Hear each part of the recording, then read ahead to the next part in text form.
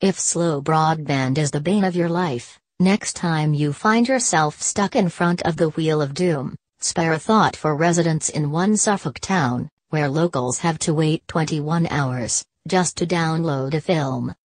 That's the same amount of time it takes to fly from London to Australia, and the reality for those who live in Thorpe Lane, Trimley St Martin in Suffolk. On Thorpe Lane it would take almost 2 days to download a 2-hour HD film on Netflix and nearly 8 hours to download a 45-minute HD TV show.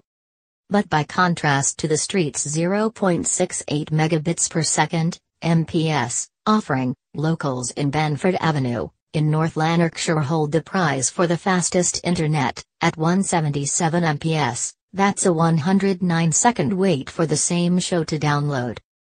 According to the research by Uswitch, which is based on 1 million real-world speed tests run by broadband users, 1 in 5 households struggle to get online with speeds of less than 10 Mbps, 1 in 10 crawl along at less than 5 Mbps.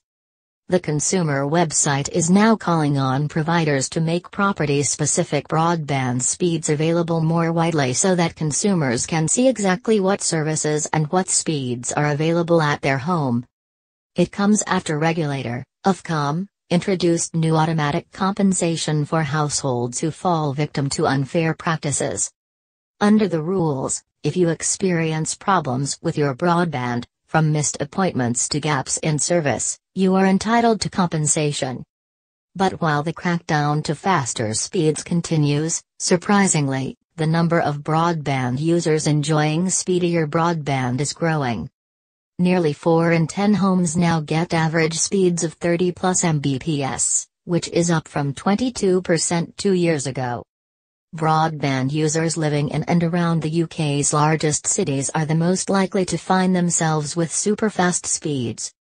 4 of the UK's fastest broadband streets can be found in the capital, while Glasgow contains 2 of the UK's quickest streets and another is located in the Greater Manchester area. Additionally, the Scottish town of Motherwell contains 2 of the fastest streets in the UK for broadband speeds. When it comes to broadband speeds, Uswitch says it's still very much a postcode lottery. 2 of the slowest and 2 of the fastest streets can be found in Essex. Red Willow in Harlow, for example, is less than a 40-minute drive from Noak Hill Road in Billericay, but boasts broadband speeds that are 143 times faster. Ewan Taylor Gibson, broadband expert at uswitch.com, said, "It is astonishing to think that you could fly to Sydney in Australia in the time it takes to download a film on the UK's slowest street." Whilst Ofcom has proposed having providers give more information on what speeds consumers should expect, unless this information is presented transparently, in a way that enables broadband users to compare the available options side by side, these changes won't be truly effective. What consumers want to know is what they are getting now and how that compares to services they could access.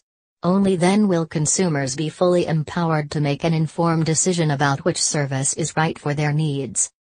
Consumers that are not happy with their service and do not feel it delivers should let their provider know right away.